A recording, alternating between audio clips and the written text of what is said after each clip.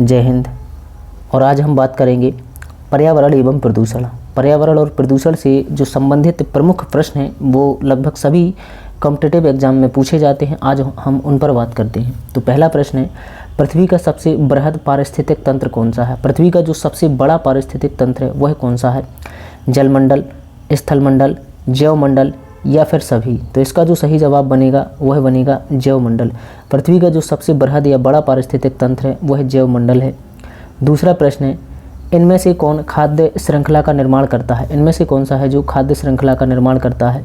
घास, गेहूँ, आम, बकरी, कौवा, हाथी या फिर घास, बकरी, आदमी या फिर घास, बकरी, मछली? तो इसका जो सही जवाब बनेगा घास, बकरी, मछली। क्यों बनेगा? क्योंकि घास को खाती है बकरी और बकरी को खाता है आदमी। तो ये क्या है? एक खाद्य श्रृंखला है, एक चेन बन जाती है। तो इसका सही जवाब है घास, बकरी, आदमी।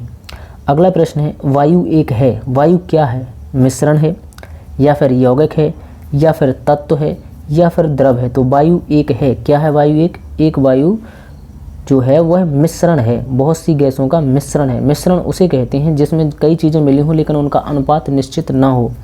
यौगिक वो होता है जिसमें कोई भी चीज़ मिली हो लेकिन एक निश्चित अनुपात में मिले हों, उन्हें यौगिक कहते हैं। सौर ऊर्जा किससे प्राप्त होती है? सौर ऊर्जा किससे प्राप्त होती है? सूर्य से, चंद्रमा से, समुद्र से या फिर हवा से? जो सौर ऊर्जा है वह किससे प्राप्त होती है? तो सौर ऊर्जा किससे प्राप्त होती है? सूर्य से प्राप्त होती है। जो सौर ऊर्जा है वह किससे प्राप्त होती है? सूर्य से। अगला प्रश्न है, ऊर्जा के किस रूप में प्रदूषण की समस्या नहीं होती है? ऊर्जा का वह कौन सा रूप है जिसमें एक भी प्रदूषण नहीं होता है? कोयला। कोयला को हम जलाते हैं तो जलाने के बाद उससे धुआं भी निकलता है, कुछ राख भी बचती है। परमाणु को जब हम विस्फोट करते हैं तो उसमें भी विस्फोट। पेट्रोल को जलाते हैं तो उसमें भी कुछ ना कुछ धुआं निकलता है।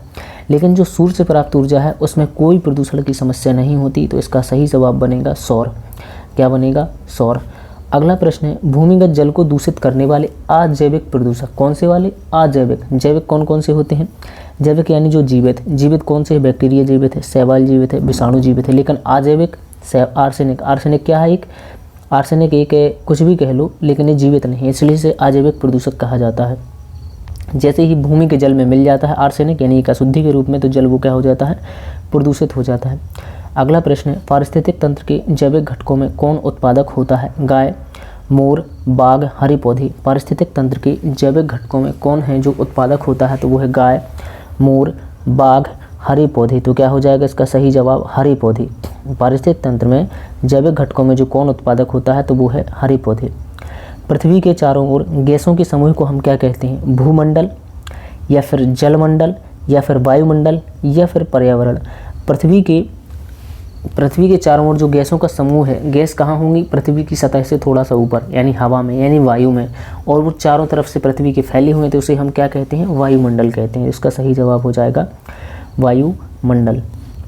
अगला प्रश्न है, कौन सा वैकल्पिक ऊर्जा का सबसे बड़ा संग्रह है? मतलब वैकल्पिक ऊर्जा का सबसे बड़ा संग्रह कौन सा है? सौर ऊर्जा है क्या, या ज्वारीय ऊर्जा है, या फिर परमाणु ऊर्जा है, या फिर ऊष्मा ऊर्जा है? तो हम इसमें सबसे सही कहेंगे कि सौर ऊर्जा है। क्यों? क्योंकि सौर ऊर्जा एक बहुत बड़ा भंडार है जो कभी समय तक खत्म नहीं होने वाली है, बल्कि ये जो नीचे हैं जो ऊर्जा हैं वो तो कभी ना कभी खत्म हो ही जाएंगे, लेकिन सौर ऊर्जा भी इतनी आसानी से खत्म होने वाली नहीं है। वह बहुत बड़ा अपने आप में एक भंडार है।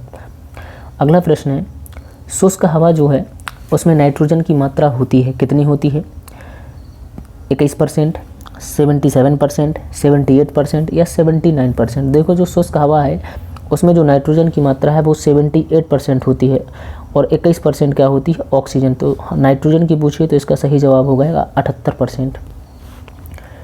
अगला प्रश्न है, नोबल गैसों में कौन सी गैस वायु में नहीं पाई जाती है? जो भी हमारी नोबल गैसें होती हैं जिन्हें हम अक्रिय गैसें कहते हैं, यानी ये क्रिया नहीं करती हैं, यह आवर्त सारणी के 18वें वर्ग में स्थित हैं। नोबल गैसों में भी कौन सी गैस है जो वायु में नहीं पाई जाती है? तो हीलियम। क्या हीलियम या फिर आर्गन या फिर रेडोन या फिर नियोन? तो इसका सही जवाब है रेडोन। जो रेडोन है वह वायु में नहीं पाई जाती है, रेडोन वायु में नहीं पाई जाती है। अगला प्रश्न है, हवा में जिस गैस की मात्रा सर्वाधिक है वह है? हवा में जिस गैस की मात्रा सर्वाधिक है वह है, तो वह कौन सी है? हवा में जिस गैस की मात्रा सर्वाधिक है तो वह है hydrogen, carbon dioxide, oxygen, nitrogen. तो सही जवाब बनेगा इसका नाइट्रोजन।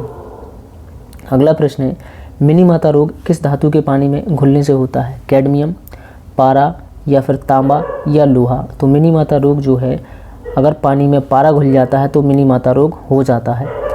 अगला प्रश्न है, प्रथम पोषक स्तर के अंतर्गत आते हैं, कौन आते हैं?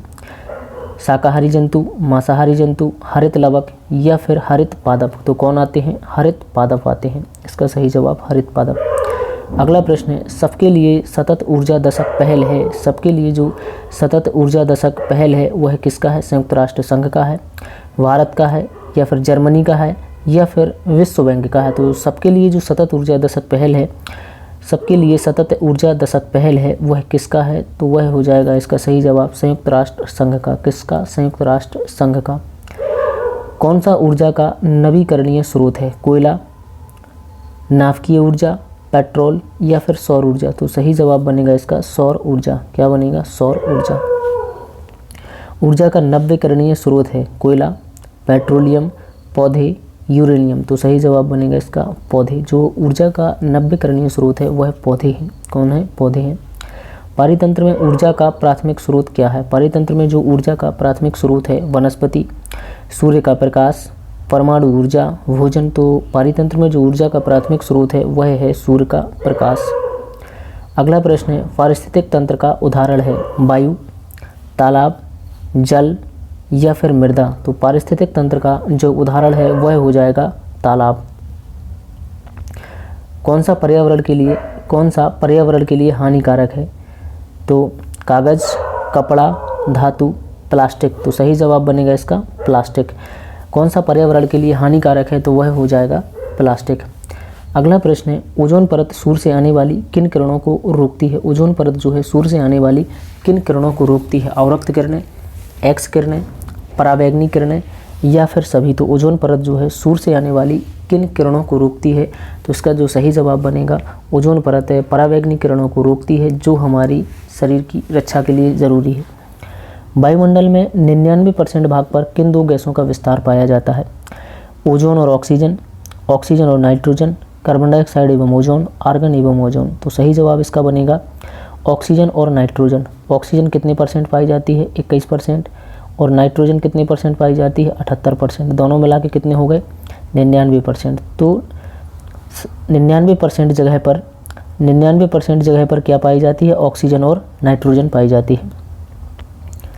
CNG का पूरा नाम क्या है? कॉमन ऑन जाता, national gas, compressed natural gas या कॉमन नेचुरल गैस? तो CNG का जो पूरा नाम है वह हो जाएगा compressed natural gas. Compressed natural gas क्या हो जाएगा? Compressed natural gas. वायु प्रदूषण को कम किया जा सकता है वृक्षों के द्वारा या फिर मछलियों द्वारा या जंतुओं द्वारा या फिर सभी के द्वारा? तो वायु प्रदूषण को कम किया जा सकता है वृक्षों के द्वारा। किसके द्वारा? वृक्षों के द्वारा। अगला प्रश्न है, खाद्य श्रृंखला के परस्पर समूह को कहा जाता है? खाद्य चक्र, खाद्य जाल, श्रृंखला अभिक्रिया, बायोमास का पिरामिड? तो सही जवाब होगा इसका खाद्य श्रृंखला के परस्पर समूह को कहा जाता है क्या? खाद्य जाल। क्या कहा जाता है? खाद्य जाल। अगला प्रश्न है, CNG का ईंधन के रूप में किसमें प्रयोग किया जाता है? जो CNG का ईंधन के रूप में किसमें प्रयोग किया जाता है? वाहनों एवं उद्योगों, खाना बनाने में, उद्योगों में, वाहनों में? तो जो सही जवाब बनेगा CNG का जो उपयोग है वो वाहनों एवं उद्योगों में किया जाता है। वाहनों एवं उद्योगों में किया जाता है। पृथ्वी का अपमार्जक कौन है? मतलब पृथ्वी के सफाई कर्मचारी कौन है? जीवाणु व कवक, मृदा व जल, पशु, पक्षी? तो कौन हो जाएगा? तो जो पृथ्वी का अपमार्जक है वह जीवाणु और कवक होते हैं। कौन होते हैं? जीवाणु और कवक। पर्यावरण दिवस कब मनाया जाता है? 4 जून, 5 जून, 15 जून, 26 जून? जो पर्यावरण दिवस है कब मनाए जाते हैं? 5 जून को। पर्यावरण दिवस जो है कब मनाया जाता है? 5 जून को। जल जनित रोग है अतिसार, छोटी माता, रक्ताल्पता, मस्तिष्क ज्वर? तो इसका जो सही जवाब बनेगा वो है अतिसार। जल जनित रोग है तो कौन है? अतिसार। अगला प्रश्न है, 71% पृथ्वी का तल ढका रहता है। 71% जो पृथ्वी का तल ढका रहता है तो किससे ढका रहता है? भूमि से, हवा से, जल से या फिर कोयला से? तो पृथ्वी के 71% भाग पर क्या पाया जाता है? जल पाया जाता है। अगला प्रश्न है, विश्व में जल संकट का प्रमुख कारण है? नगरीकरण, औद्योगिकरण, विश्व के तापमान में वृद्धि या फिर अम्ल वर्षा। तो विश्व में जो जल संकट का प्रमुख कारण है वो है नगरीकरण। अत्यधिक मात्रा में नगरीकरण होना ही जल संकट का प्रमुख कारण है। आई होप आपको क्वेश्चन बेस्ट लगे होंगे और चैनल पे अगर नए आए हों तो सब्सक्राइब ज़रूर कर लें। धन्यवाद।